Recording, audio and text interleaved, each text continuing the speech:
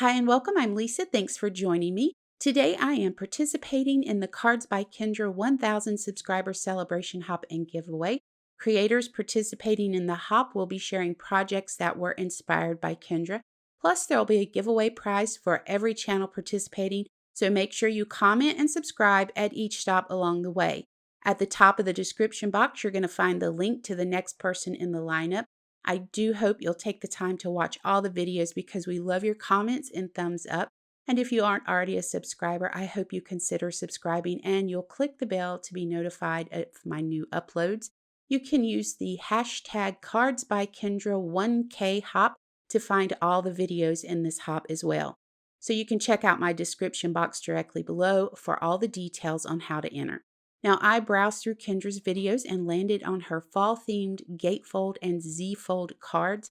Now, I really enjoy creating Gatefold cards, so I decided that I would use her Gatefold card as inspiration for this video. I will be using some products from Whimsy. Here on the left, I have the Slimline Simple Windows die set, and on the right, I have the ATC Sleigh Ride stamp set. And I have some digital papers from Whimsy that I've printed out on my printer. To get started, I have 100-pound Nina Avalanche white cardstock, 5.5 inches high by 8.5 inches wide. I'm going to lay this on my mini scoreboard and score it at the 2-inch mark. I'm going to flip it around and score it again at the 2.25 inch. So one simple rule to remember, gates equal width of card. So 2 inches plus 2.25 inches is 4.25 inches. As long as you remember that one simple rule, you'll be making offset gatefold cards with no problems at all. So for my pattern paper, I decided I wanted to add a little bit of red matting behind it. So I have my red cardstock and my paper cut here. On the left side, the 2-inch gate, I've cut the red paper to 1 7/8 of an inch by 5 3/8 of an inch. And then that pattern paper was cut to 1 3/4 of an inch by 5 1/4 inches. I'm using my tape runner to go ahead and add tape to the back of the pattern paper and center that up on the red cardstock. And then we'll add it to that left gate. Now for my right gate, that one is 2 1/4 inches wide. So I cut my red cardstock to 2 1/8 of an inch wide by 5 3/8 of an inch high. For my pattern paper, I cut 2 inches wide by 5 1/4 inches high. Again, I'm going to use my tape runner and add the pattern paper to the red cardstock, and then we'll add that red panel to my gatefold card. So it's all pretty simple. This is pretty much it. The next thing I'm going to do is cut some white cardstock using Whimsy Stamp's Slimline Simple Windows dies. This is going to cut 2 panels at one time for me, and these are the perfect size for ATC cards. And since the ATC Sleigh Ride stamp set is for ATC cards, they're perfect. So I'm stamping the reindeer from that stamp set. I'm using just that image from this stamp today, and I used VersaFine PINECONE ink to stamp it. Now, this is another digital paper from Whimsy. They have such beautiful digital papers, and they're not that expensive. And I absolutely love the way they turned out.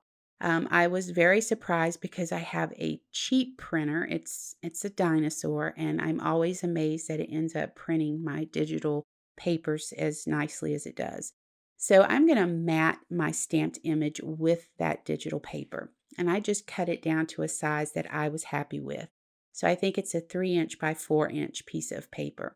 Now I do want to round the corners of this, so I'm just grabbing my corner punch.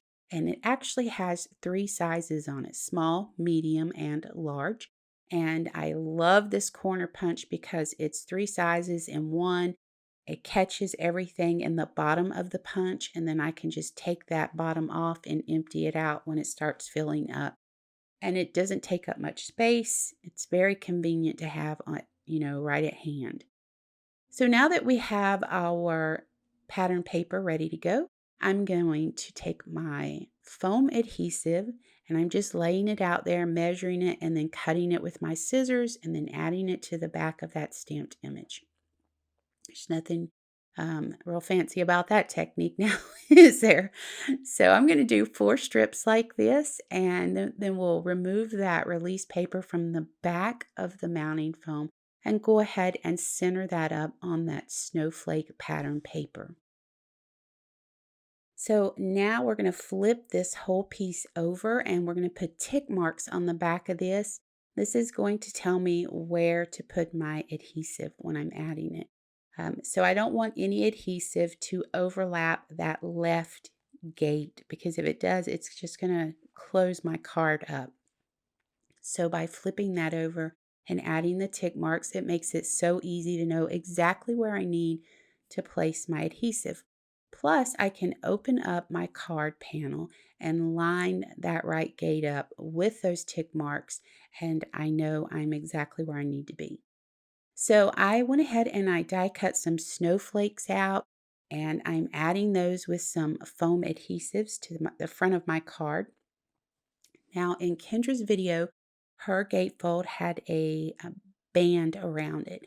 So off screen, I did create a card with just the band, and it left the snowflakes off, but the rest of it was created the same way, other than we added our stamped image to the band instead of matting it with that pattern paper. So I really do appreciate you guys hopping along with us and celebrating Kendra's milestone of 1,000 YouTube subscribers.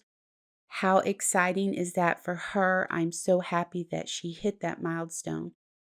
As always, I do really appreciate you guys watching my video. If you want to check out the products I use, they're linked in the description box below for you.